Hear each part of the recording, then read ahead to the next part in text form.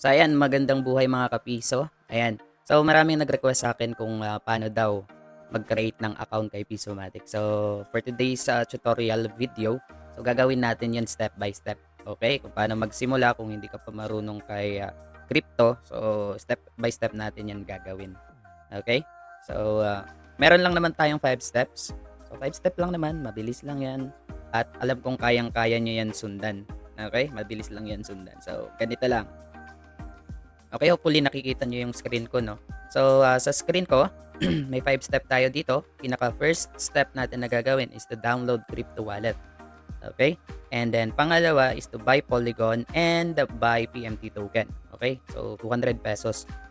Start natin ng 200 pesos. Pero, meron na din kayong pang stake. And then, the third na kailangan po natin is referral link ng nag-invite sa inyo. Okay? And fourth is to purchase level. Okay, magpo-purchase po tayo ng level and then mag-stake tayo. So, yun lang naman. Yan lang naman yung 5 step. So, unang-una na gagawin. So, unang-una na gagawin natin is to download crypto wallet. So, ngayon, computer yung ginagamit ko. Kung mapapansin nyo, computer siya. And then, halos pares lang naman din po siya kapag computer, ano ba yan? Kapag cellphone yung gamit natin. Okay, dahil computer yung gamit ko, dito ko na lang gagawin yung tutorial natin sa computer. Okay, same process lang din naman po yan sa mga cellphone na gamit ninyo. So, unang-una, download muna tayo ng crypto wallet. So, meron akong tatlo na gamay na dito na crypto wallet. Unang-una, Trust Wallet. Okay, kung gamay nyo yan, you can download it sa cellphone ninyo. Then, MetaMask, pwedeng-pwede din po yan. And then, Token Packet.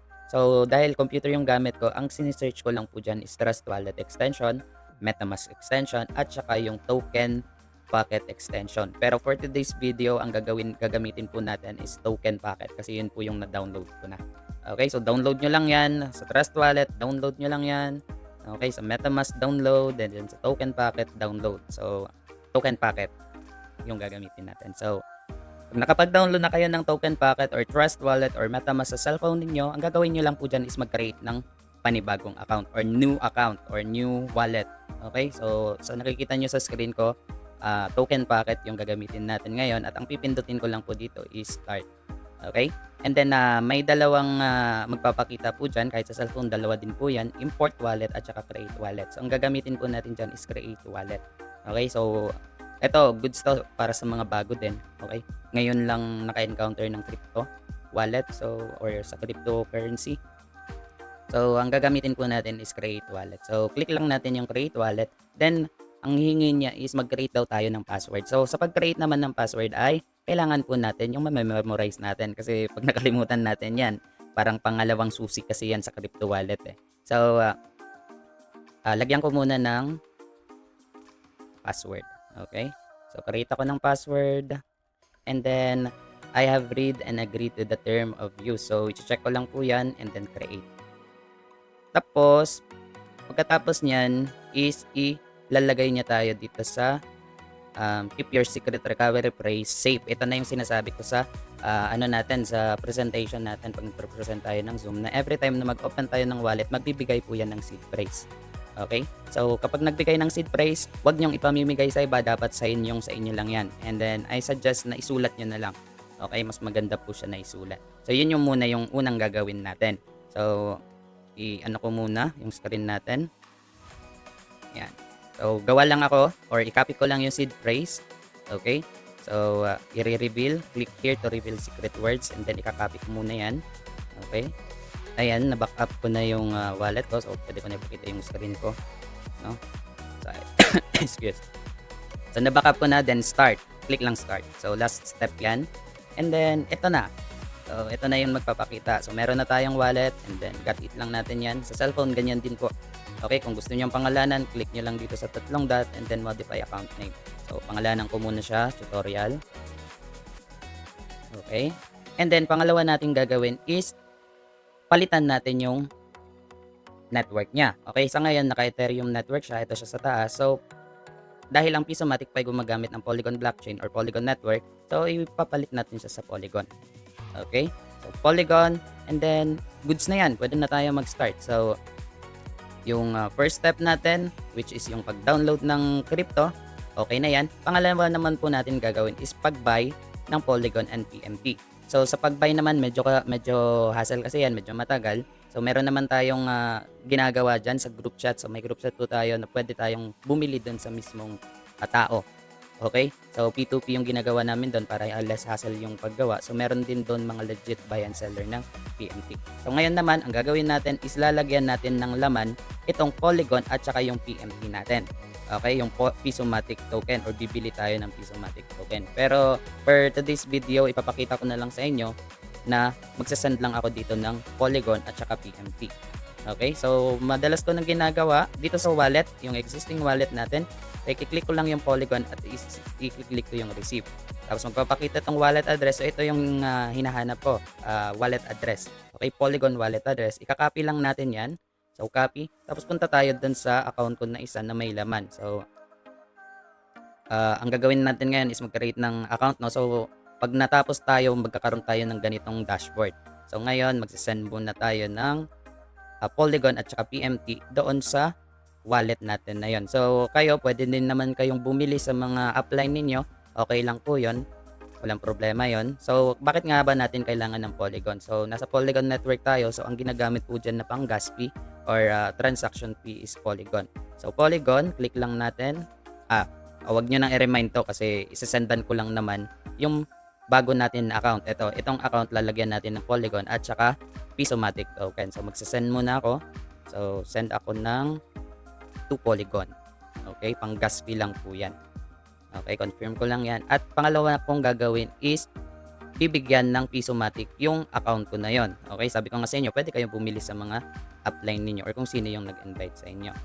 Okay, so send ko lang din sa same na wallet address kasi halos same wallet address lang din po naman yan, yung Polygon at saka PMT or Pisomatic. So, ang ilalagay ko naman po dito is 200. So, sa 200, sa piso, nasa 200 pesos. Okay, pero pwede kayong mag-start ng 100 pesos lang pero wala pa kayong staking dyan. Okay, as of now, ang tutorial po natin is paano mag-create ng account at paano mag-stake. So, ganun lang siya. Okay, so send ko lang tong 200 PMT and then confirm. Okay, so hintayin lang natin to na ma-send and then punta na tayo sa account natin. So, dito, alam ko may laman na to. So, ayan, meron na tayong 2 Polygon. Okay, sinendan natin siya ng Polygon. So, saan naman natin makikita yung Pisomatic? Okay, yung Pisomatic naman na PMT token. So mamaya pa natin yan ma-add dito pero nandito na yan. Okay? Hindi lang hindi lang naka-list pero mamaya may ililist natin yan. So ngayon naman sa step by step process natin, nakapag-download na tayo, nakapag-send or sabihin na lang natin nakabili na tayo ng Polygon at saka ng PMT. So third na gagawin po natin is dapat meron tayong referral link doon. Okay, saan natin makukuha tong referral link? Itong referral link naman po, makukuha po to natin sa nag-invite sa atin. Okay, so ngayon meron na akong referral link. So ika-copy ko lang naman yung referral link na yan. So copy.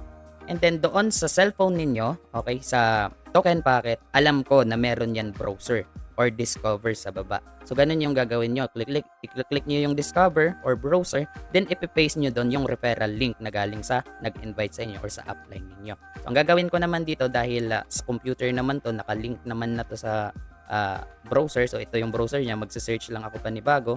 So add ko lang yan and then ipipaste ko lang naman dyan yung referral link. So ganun lang ginagawa ko kapag computer. So yun, automatic pala, pumunta dito yung PMT. So ayan, may 200 na PMT and then 2 Polygon. So ito yung, sabihin na lang natin, binili natin sa upline natin or sa GC natin na sa mga legit seller or buyer. So magagawa din ako ng tutorial paano ang step by step sa pagbili ng Polygon through GCash. Okay, karamihan kasi sa atin gamit ay GCash. Pero ang GCash ay gumagamit na din po ng cryptocurrency. Okay, so gagawa din tayo ng tutorial video dyan kung paano bumili ng crypto or Polygon mismo sa GCash natin. So, nakopy ko na yung referral link, then na-paste ko na yung referral link. Ang gagawin ko naman dyan is hit enter lang. So, enter lang natin. And then, mareredirect tayo dito na mismo sa Pisomatic. Okay, so ito na yon. Ito na yun yung dashboard na sinasabi ko. Okay, so pangalawang gagawin, pangatlo. Okay, pangatlo is to connect yung wallet natin sa browser na to or sa website na to, website ni Pisomatic. So, click lang yung connect wallet. And then, click natin yung token packet kasi token packet yung dinownload natin. Okay? Then, may confirmation yan na lalabas. Confirm lang natin. Okay? Confirm, connect. Okay? So, yun. meron na tayong dashboard. Okay? So may dashboard na tayo pero hindi pa yan tapos. Okay? So sabi ko nga kanina, okay na tayo sa pag-download ng wallet. Meron na tayong Polygon at saka PMT. Nakapag-register na din tayo doon sa upline natin sa nagbigay ng referral link. Ngayon naman, ang bibilhin po natin ay yung level. Magpo-purchase tayo ng level at saka mag-stake tayo. Okay, so ngayon meron na akong 200 PMT sa account. Okay, ito yung sabihin na lang natin account ninyo. And then dito sa referral, magpapakita po yan kung sino yung upline mo. Okay, confirmation yan. So ito yung ginamit ko na link, PMT Core 6, then continue ko lang po yan. Okay, pag kinontinue ko, i-redirect naman niya tayo sa purchase level. Okay, sa pag-purchase level, dito hindi tayo pwedeng mag-jump. So, step by step, sabi ko nga dun sa presentation ko.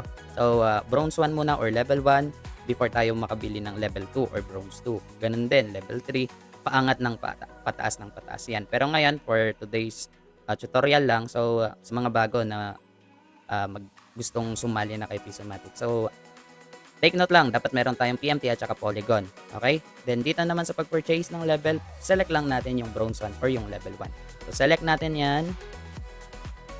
Okay, select. So nakadepende din pala sa bilis ng internet nyo. Okay? Sa akin, medyo mabagal siguro yung internet ko. Pero hopefully, pumasok yan. Okay, X muna natin, purchase level, and then select natin itong bronze. Ayan. So ayan, so sabi niya dito, pay 100 PMT. So, kadagdagan na information, pwede tayong bumili ng Polygon at Polygon na lang din yung ipapambayad natin sa pag-membership natin or pag-purchase ng level 1. So, pero I suggest PMT pa din eh. Okay, dito lang naman yan. So, may arrow dyan. So, kung Polygon yung may balance kayo, click nyo lang yung Polygon. Okay, pero dahil sa akin, ang balance ng Polygon ko is 2 lang. Kasi ito lang yung sinend natin doon. At PMT or Pisomatic is 200. So, PMT lang natin yan. Okay, yung apply natin lalabas din dyan. Okay, then pay 100 PMT lang po yan. Click lang natin yan.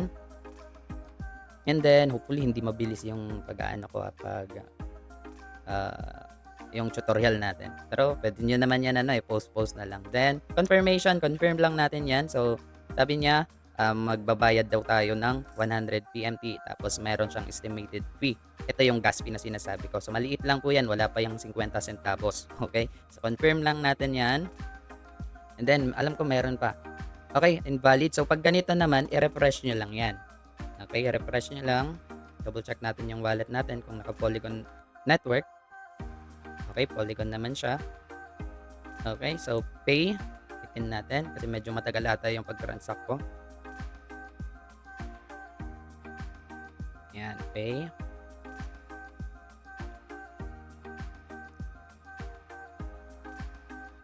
So, ulitin lang natin. Pag may ganong error, depende yan. Siguro sa internet, o di kaya mabagal yung pag-process ninyo. Okay, confirm ulit natin. Hopefully, okay na siya. No? So, ayan, transaction sent. Hintayin na lang natin na ma-confirm to. Okay? Hintayin lang natin mag-loading. So, ayan. Nakabili na tayo. Meron na tayong account. So, masasabi natin na register na tong account na to dahil meron na tayong referral link. Okay, kung walang referral link na nagpapakita dyan, so ibig sabihin, hindi pa kayo niyan, hindi pa kayo register o hindi pa kayo nakabili ng level 1. Pero kung nakabili na kayo, meron na yung referral link. Pero dito, may 200 pa ako. So, refresh lang natin yan. So, dapat mabawasan yan ng 100. So, refresh lang. Sa cellphone, automatic yan eh. Okay? So, automatic yan sa cellphone na babawas. Pero sa computer, nire-refresh ko pa siya. Okay, yun. So, 100. So, yung step by step natin, naka-download na tayo, naka-buy and Polygon na tayo, may referral link na tayo, nakapag-purchase na tayo ng level. Ang gagawin naman natin dito para meron tayong passive income or daily income, ang gagawin naman po natin dyan is mag-i-stake po tayo. Okay? May dalawang klase lang naman para paano kumita kay Pisomatic. Kung builder ka, mas maganda kasi kahit di ka na maglabas ng additional na pera, mag-create ka lang ng community. Every time na ginagamit nila yung referral link mo, kikita at kikita ka po dyan. Okay, na-explain ko po yan doon sa Zoom presentation natin. So ngayon, mag-i-stake naman tayo para meron tayong daily passive income. So ang gagawin naman po natin, dito sa upper right corner, upper left corner, may tatlong linya dyan. Click lang natin yan, tapos punta tayo sa staking. So, sa staking naman, click natin yan at ang minimum staking sa level 1, so ito yung naka-highlight, no? Color green yung level 1. Connected siya doon sa level natin sa membership. Pag level 1 tayo doon, ang naka-highlight dito is yung level 1. Kapag level 2 naman tayo doon is, ang naka-highlight dito is level 2. Okay? So, ang minimum na stake dito sa level 1 is 100. So, sakto may balance pa tayo na 100. Ang gagawin lang naman po natin dyan is, ilagay yung amount na 100 tapos click stake. Okay? So, ganun na naman. Magbabayad tayo 100. Okay? 100, then confirm natin. Okay yung transaction. So, magbabayad ulit tayo dyan ng 100 plus ang transaction fee na Polygon. So, confirm lang natin yan. Maliit lang yan. Okay? Hindi pa yan umabot ng 50 centavos sa piso. Okay? Ang presyo ni Pisomatic is 1:1 sa piso. Kung 100 PMT, 100 pesos din po yan. Plus gas fee. So, bahala na lang kayo kung magkano ilalagay nyo sa gas fee. Then, confirm lang natin yan. Okay? So, transaction sent, hintayin na lang natin na mabayaran niya yung staking na 100. Okay, wait ulit tayo. So, ayan, okay na. So, paano natin masasabi na nakapag-stake na tayo? Okay? Unang titignan nyo dyan, itong claimable amount. So, dapat nagra-run yan. Okay? Nagka-count. Okay? So, ito yung sinasabi kong passive income daily. So, nakadepende sa capital na ilalagay nyo yung daily income ninyo. Kasi sa level 1, 1% po yan sa loob ng 150 days. Kung mas malaki yung ilagay mo, mas mataas sa 100, mas mataas din po yung 1% mo daily. Okay? Sa 1% daily naman, maraming nagkakamali dito. Okay? Sa 1% daily, kasama na po dyan yung capital nyo at saka yung tubo. Okay? Sa loob ng 150 days. Okay? Sa stake list naman, ito siya. Sa stake list naman, dyan mo makikita yung magkano na yung in-stake mo. Kasi pwede kang magdagdag ng staking dito eh. Okay? So, dagdag ka ulit kung may extra ka, tapos stake mo lang. So, dito yan sa stake list nagpapakita. So, as of now, nag-stake ako ng 100 PMT. So, sa capital, 100. Duration, 150 days. Remaining, 150. And then, daily profit, 1 PMT. So, ang daily ko sa 100 pesos na in-stake ko is 1 PMT. So, daily yan marireceive ko or pwede ko na i-claim. Kahit ito, pwede ko na i-claim to eh, pero maliit pa lang yan. Okay, palakihin lang muna natin. So, yun. Ganun lang naman mag-create ng wallet, ng dashboard kay Pisomatic or paano magpa-member. Okay, marami din nagtatanong, saan na yung binayad ko sa membership? Saan ko yan makikita? So, dito sa purchase level, kung mapapansin nyo, yung naka-highlight na po dito is bronze 2. Yung bronze 1, nabili ko na yan. So, step by step dito, sabi ko nga kanina, pag nabili mo tong bronze 2, ang ma-highlight naman dito is bronze 3. Habang tumataas yung level mo sa membership, tumataas din yung binabayaran mo, and tumataas din po yung staking daily percentage mo. So, ganun lang siya. Connected yung membership level dito sa staking level. So, ganun lang siya. And then, mapapansin din po natin kapag nagbayad tayo ng worth 100 sa level 1, yung matrix X3 natin is nabili na din natin sa level 1. Okay? So, ibig sabihin, pag may na-invite tayo, pumasok, sumali, gamit yung link mo or referral link mo, meron tayong marireceive dito na 35 PMT or 35%. What if mapasukan din yung extra matrix natin kasi open na din yan? Okay? So, halos 70% po yan yung marireceive natin. Okay, sa explanation ko sa Zoom, sa first 2 invites mo, wala ka pang marireceive. Sa X6, sa X3 ka lang makaka-receive. Pero sa third invite mo, may marireceive ka na sa Matrix X3.